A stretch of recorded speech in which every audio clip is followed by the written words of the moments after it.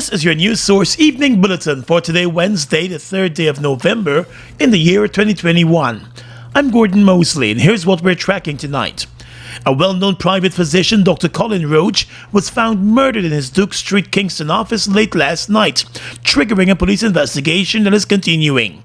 Dr. Roach owned and managed the Dr. Roach International Medical Center at the same location. He was also former chairman of the National Sports Commission. Investigators were at the scene late last night and early this morning conducting their probe. Two men who worked with the doctor and lived in the same building where the medical center is located were taken into custody and are being questioned about the murder. The doctor's Audi car is missing and an additional suspect is reportedly being sought. News source understands that one of the young men told investigators that they completed work around 3 o'clock yesterday afternoon, and one of them retired to the apartment above the medical center while the other went out.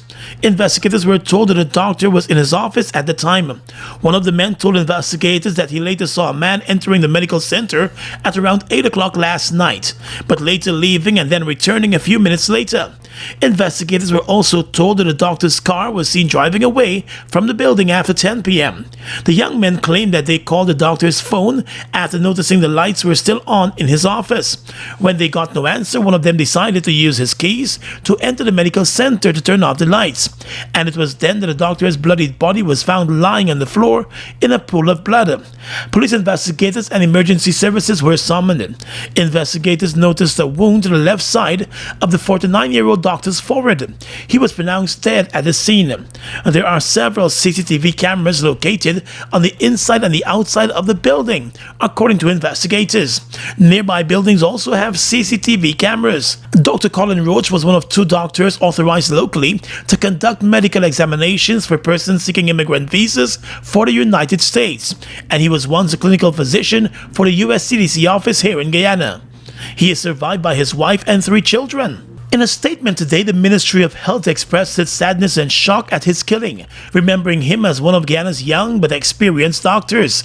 The Ministry of Health said the country has lost one of its most experienced biomedical pathologists. Dr. Roach was part of the pioneering team that began revolutionizing laboratory science in Guyana and was a leading member of the team that began the transformation of manual procedures to automated technology, a statement from the Ministry of Health said. According to the Ministry of Health, when PEPFAR worked with the Ministry of Health to establish a National Public Health Reference Laboratory, Dr. Roach was the person who led the technical team under the then Minister of Health that put together the plan. He was appointed the first director of the National Public Health Reference Laboratory, and he was later appointed as a consultant to the United States Center for Disease Control. The Ministry of Health also noted that PCR DNA testing in Guyana was also pioneered by Dr. Roach, and that at the time of his death, he was in close discussion with the ministry as it begins a new era of transformation for chemical pathology. Guyana has lost a genuine national interest, the Ministry of Health said. The police investigations are ongoing tonight. More news coming up in just a moment. It's been a long time coming. Overdue, some might say. But now that it's here, it will change life forever. And it is here to stay. The future is now. Transforming Guyana into the 21st century. Introducing GTT Fiber. Experience internet connectivity like never before. Speeds you deserve at prices you can afford from a name you can trust. Sign up today. GTT Fiber is here. GTT. Together, we rise faster. It's one of your biggest goals, getting your own home, where memories are made, where happiness lives. You may feel that home ownership or renovation is beyond your reach, but we at Republic want you to know that there's always a way. Ask us about our suite of mortgages. Let's help make your housing wishes come true, or advise on how the equity in your existing home can finance other dreams and goals. Call or go online to learn more. Exciting news! All 12-ounce yellow cab Buster are now only $100. Buster, live in Come full get color. your Buster, Buster $100. Come get your Buster, Buster $100. Jungle Jam, Jungle Jam, Jungle Jam. Find as many as you can. Jungle Jam, Jungle Jam. The animals are waiting. Monkeys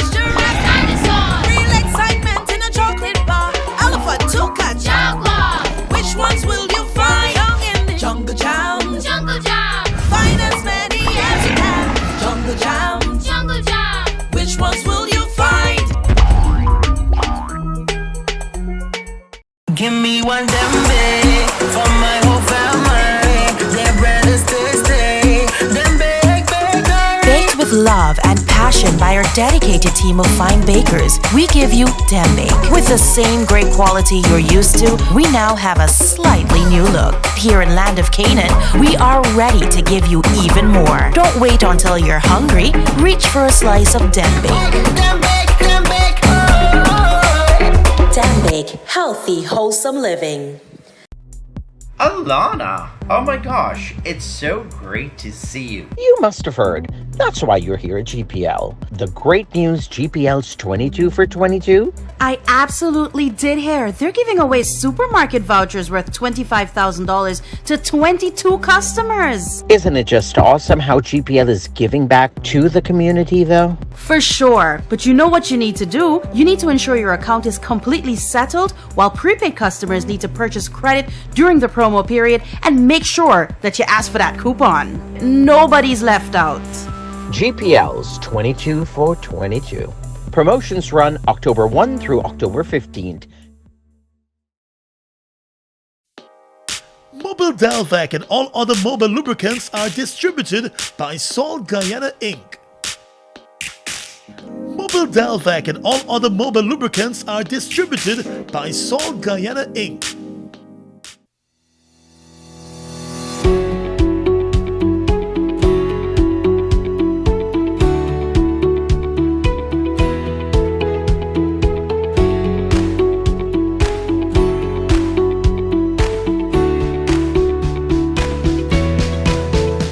Let GBTI make your dreams of owning a home a reality. Buy or build your home with us. Let us help you to completely outfit your home and make it move-in ready. Need to purchase land? We finance that too. Benefit from our 10% down payment and interest rates as low as 4.25%. Calculated on the reducing balance with up to 30 years to repay. Switch your mortgage to us and learn about benefiting from the equity in your home. Invest wisely. Apply online or call your branch to schedule an appointment. GBTI, we see Guyana through your eyes. Welcome back. The Guyana Police Force's Special Organized Crime Unit has issued a wanted bulletin for the former head of the unit, Sidney James.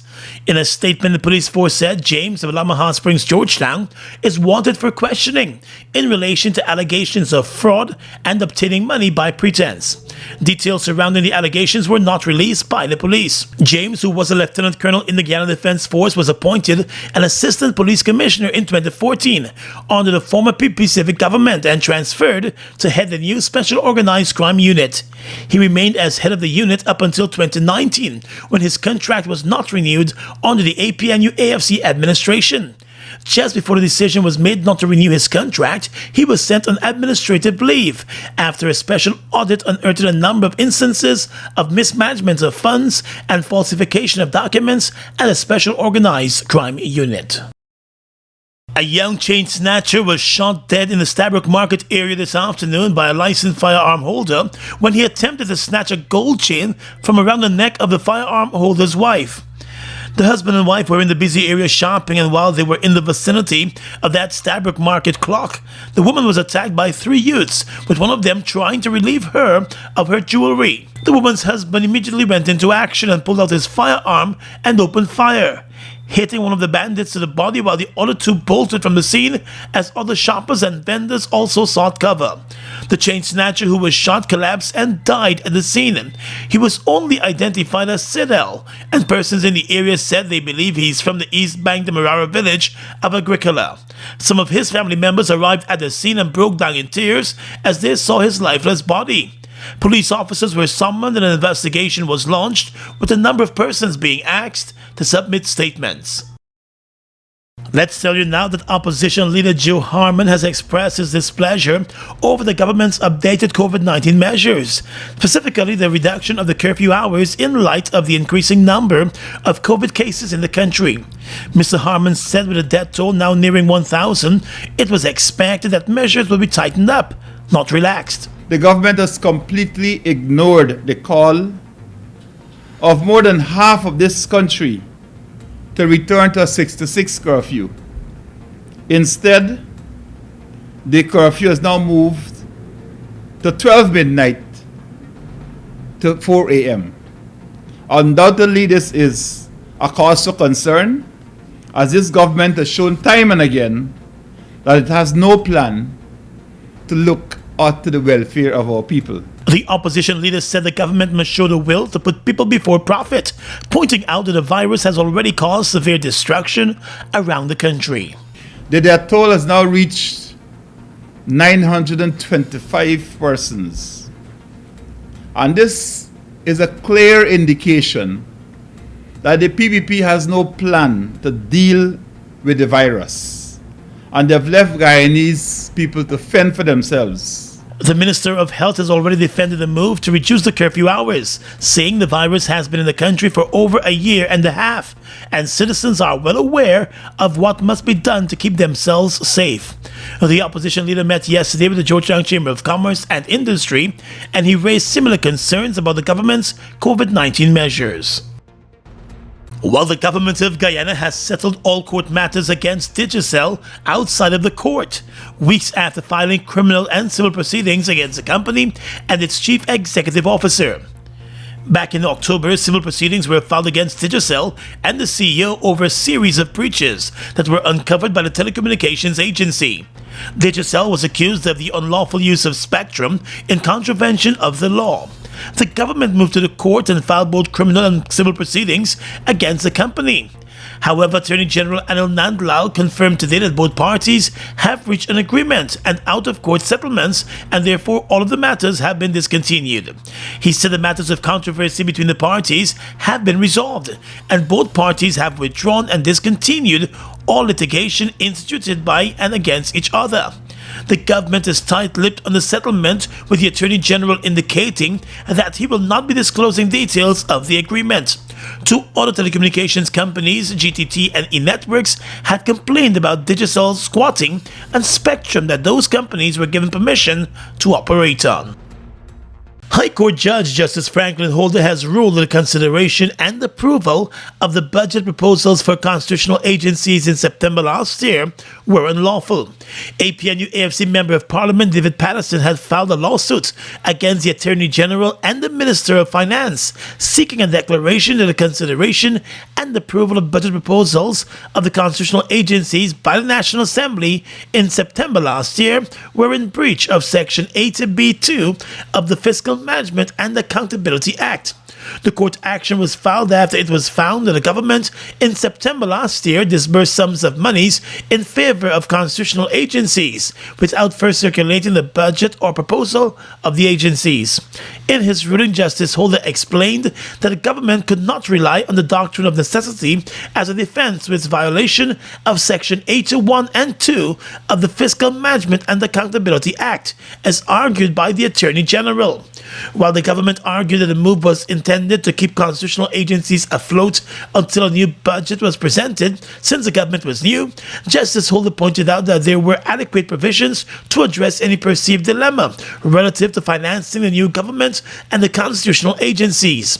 Senior counsel Roysdale Ford, who represented the opposition in the case, said the decision handed down by Justice Holder is an important one in upholding the rule of law. Ford reminded that just recently another judge, Justice Harmon, ruled on other aspects of the case. In that ruling, the judge explained that the budgetary process utilized by the government while no harm was done was unconstitutional. The judge also pointed out that constitutional agencies ought not to be combined with budgetary agencies, as they constitute a direct charge on the consolidated fund. Farfan & Mendes is committed to promoting development through quality, service, and integrity. Customers are guaranteed genuine products, reliability, and excellence in service. Their corporate head office at Providence affords you the added convenience of a spacious showroom with secured parking. Farfan & Mendes continues to offer their valued customers a wide range of genuine and affordable German-engineered equipment. They're leading the way in clean, green alternative energy solutions with industry-leading brands of solar equipment. So visit their showroom at Providence and enjoy efficient and courteous service. Farfan & Mendes, offering you solutions you can depend on. Mobile Special and all other mobile lubricants are distributed by Sol Guyana Inc. Mobile Special and all other mobile lubricants are distributed by Sol Guyana Inc.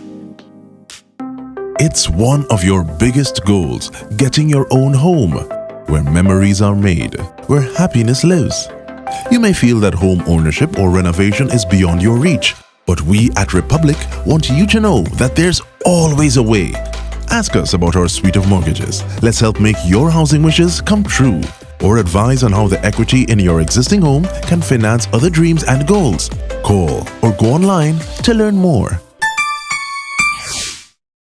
We've got exciting news! All 12-ounce yellow cab Buster are now only $100. Buster, live in Come full get color. your Buster, Buster $100. Come get your Buster, Buster $100. We are legions of men standing strong, but never too proud to stoop and help someone. We must send a clear signal to all.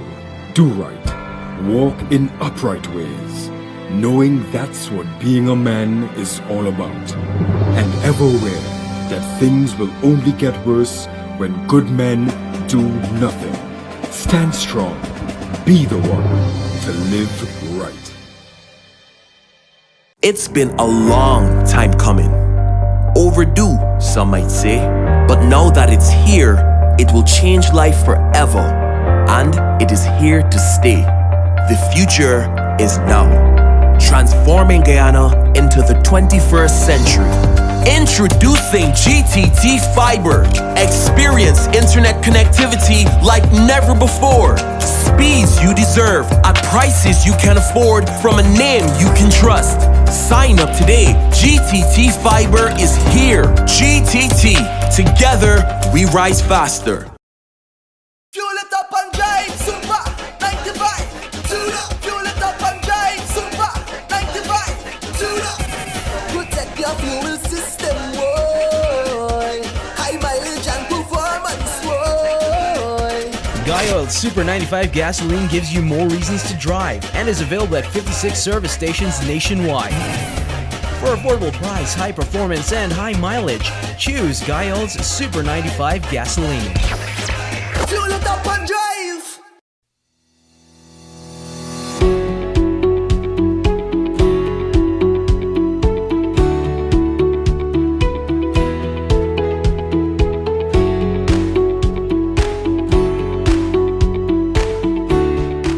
Across the region tonight, a man once considered Colombia's most wanted drug lord pleaded guilty yesterday to U.S. charges of narcotics distribution and supporting a terrorist group as part of a billion-dollar cocaine empire. U.S. authorities said Daniel Rendon Herrera, age 56, accepted responsibility for trafficking at least 73,645 kilograms of cocaine that spread addiction and death in his home country and the United States. U.S. prosecutors said the defendant was also a leader of a group known as the Rumbanos, along with Dario Antonio Saga, an alleged Colombian drug kingpin known as Otoniel, who was captured last month in what officials in Colombia called a blow to trafficking. Herrera, known as Don Mario, entered his plea before U.S. District Judge Dora Irizarry in Brooklyn. He was charged in the United States with shipping cocaine to the U.S. territory and buying weapons for paramilitary fighters that he commanded. The company behind Facebook and Instagram has removed more than 1,000 fake accounts in Nicaragua, which it says were part of a disinformation campaign by the Nicaraguan government. Meta said those who ran the accounts included staff of the telecoms regulator and the Supreme Court. It comes ahead of presidential elections this weekend, with the president's main challengers jailed. The United States has described the election as a sham. The accounts were controlled by Daniel Ortega's government and the ruling party. Threat intelligence led for Facebook parent company Meta told the Associated French Press. Facebook closed 937 accounts, 140 pages, and 24 groups, as well as 363 Instagram accounts, the official said. The disinformation campaign allegedly began in 2018 as an effort to denigrate the opposition. It spread to other platforms, including TikTok and Twitter. In 2018, Mr. Ortega's regime cracked down on protests, killing more than 300 people. Tens of thousands have since fled the country into exile. And finally tonight, international news. The Federal Reserve in the U.S. has outlined plans to withdraw the billions of dollars it has been pumping into the economy during the pandemic. Since the start of the COVID crisis, the U.S. Central Bank has been buying $120 billion worth of bonds every month to help keep borrowing costs low. Fed Chairman Jerome Powell said he expected economic growth to strengthen over the rest of the year. However, he said the Fed can be patient about raising interest rates. The Fed's purchase of treasuries and mortgage-backed securities will be scaled back by $15 billion this month, Mr. Powell said, following a two-day meeting of the committees which sets Fed policy. The U.S. economy has rebounded and the vaccine rollout has allowed shops, restaurants, schools, and workplaces to open. But supply chain difficulties and staff shortages have meant that businesses are struggling to meet the growing demands. And that's your News Source Evening Bulletin for tonight. I'm Gordon Mosley, reporting and encouraging you to stay safe.